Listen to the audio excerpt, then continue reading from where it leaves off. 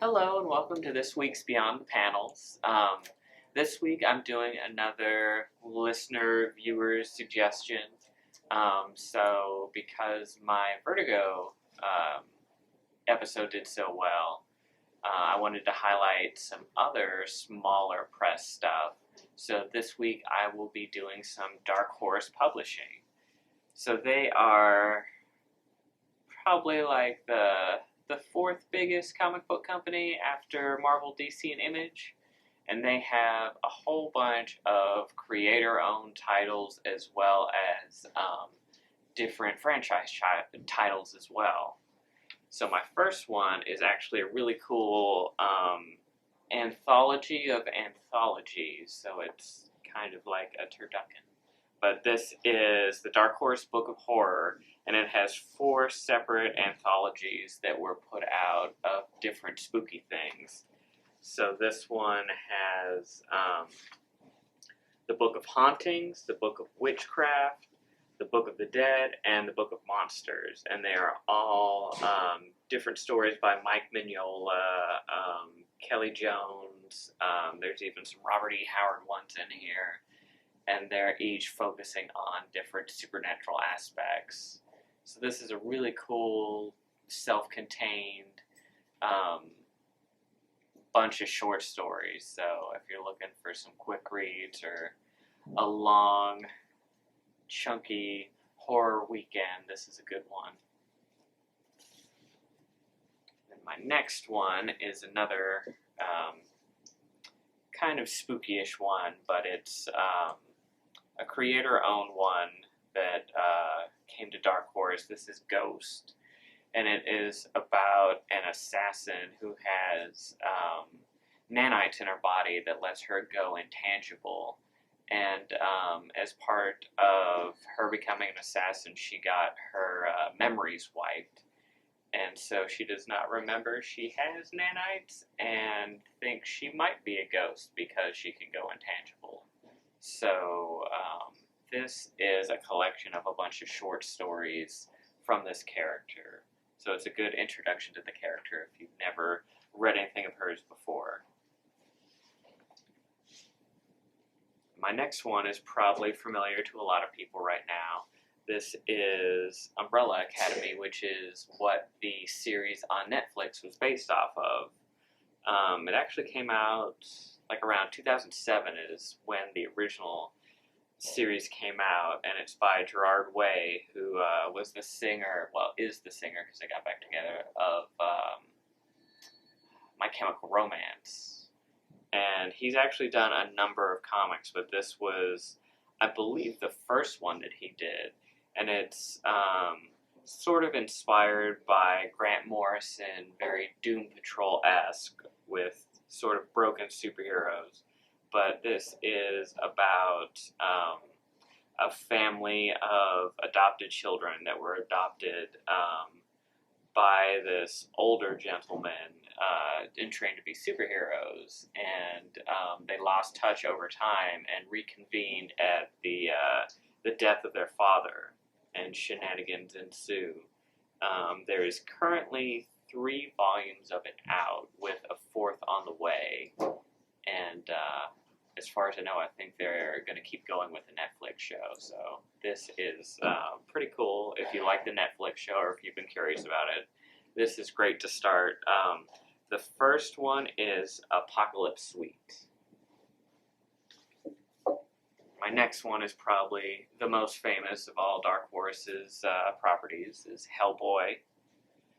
So Hellboy was created by Mike Mignola, and it started out as part of an anthology book, Dark Horse Presents, and it became so popular that it spawned its own series, and then it has a bunch of offshoots, so BPRD, Ape Sapien, and there's lots of different characters in the Hellboy universe that got their own stuff, like Lobster Johnson, who was like a hard-boiled superhero in the 40s that beat up Nazis.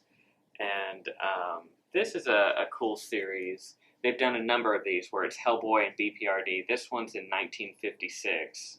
And there was a whole series that was like 46, 47, 48, 49, that filled in the gaps, because Hellboy originally came to Earth during World War II and grew up with a professor, and it wasn't until he grew into adolescence that he started out on his own. So they've sort of backdated and filled in the gaps of his history.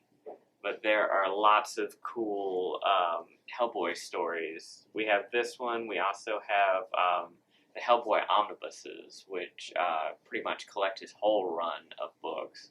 And we do have some BPRD in the system, as well as Baltimore, which I believe I've spoken about in an earlier episode, and he is like a vampire hunter around World War I.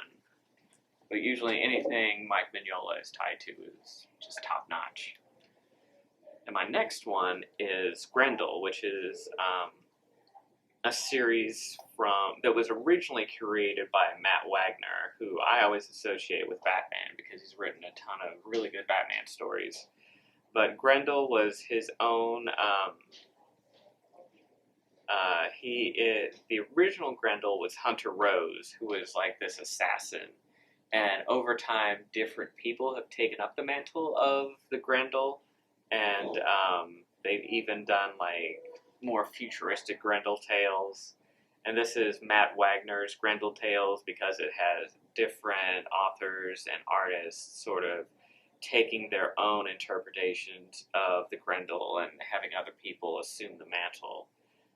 Grendel wasn't originally a Dark Horse property. It was originally from a company called Comico that went out of business, but they had some really neat things. They are the ones that John Byrne originally did X-Men for.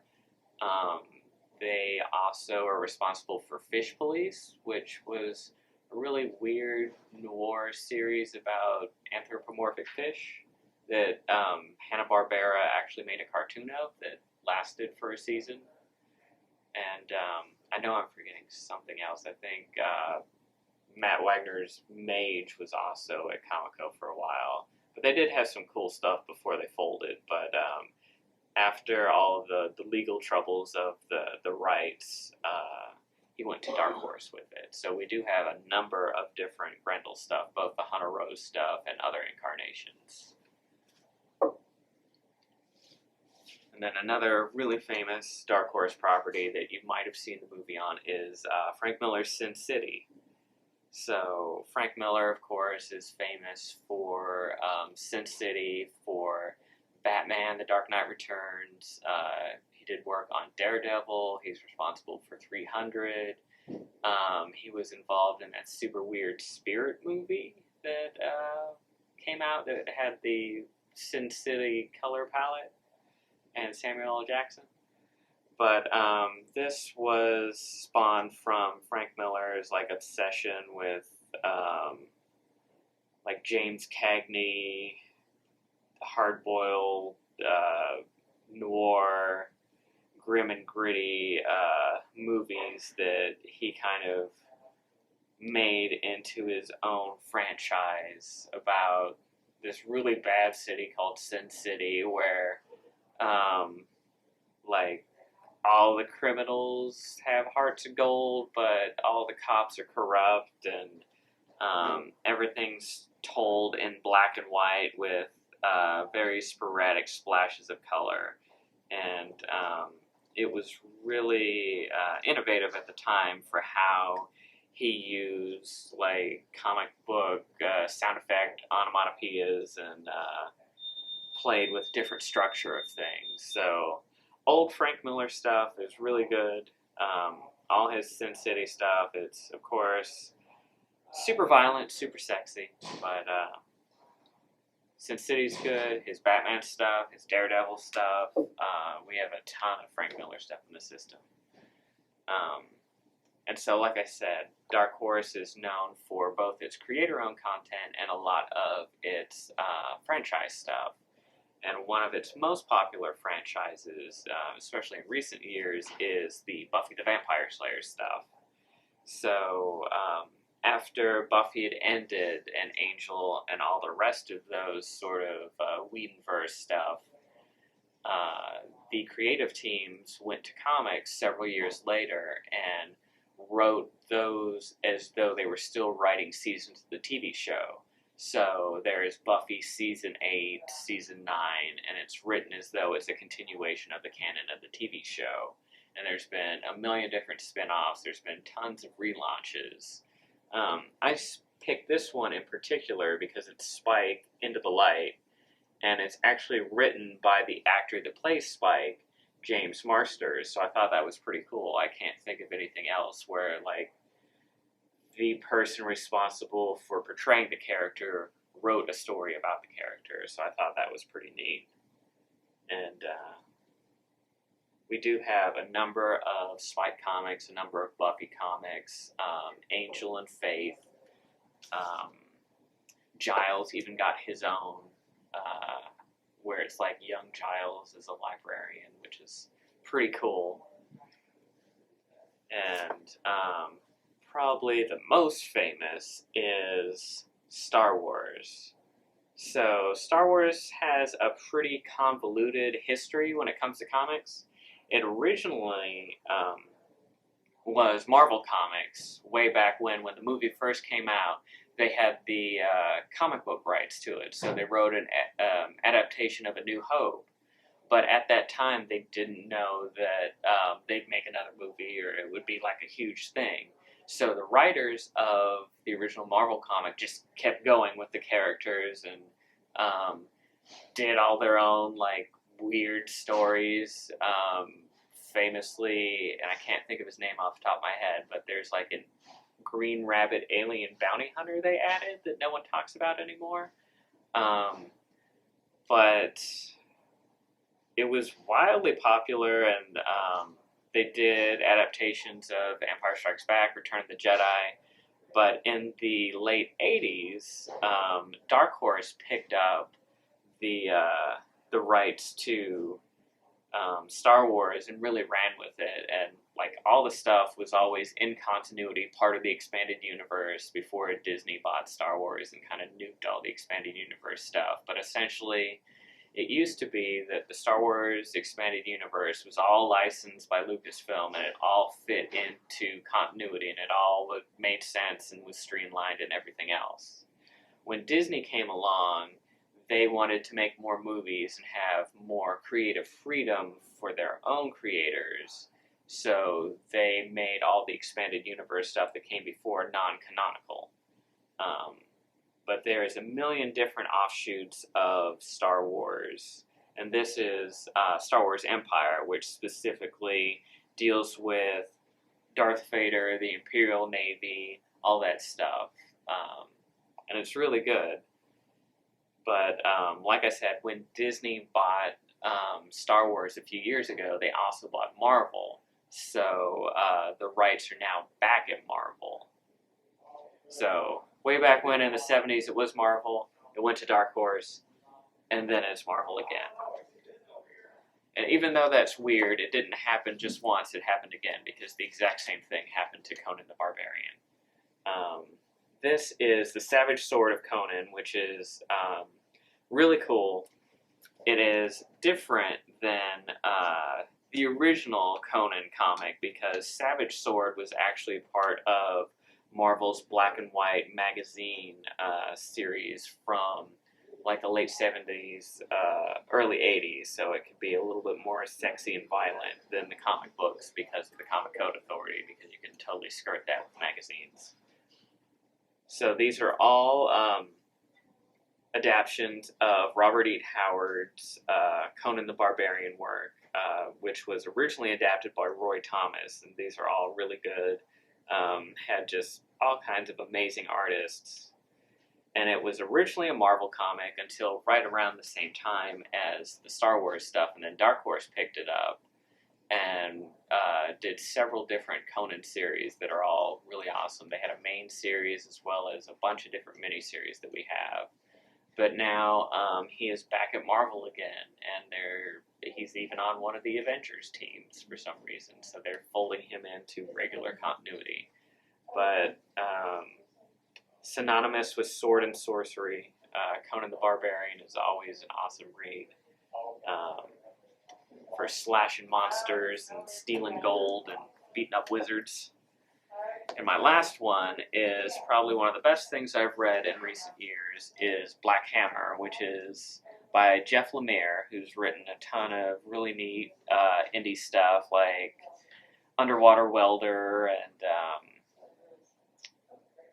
Plutona, which is like Stand By Me, but the dead body is a superhero. And this is Black Hammer, which is kind of a love letter to like 60s cosmic superhero tales. And it's all about this team of like Silver Age superheroes that are in the typical cosmic fight. And the Black Hammer lands the final blow and defeats the cosmic darkness.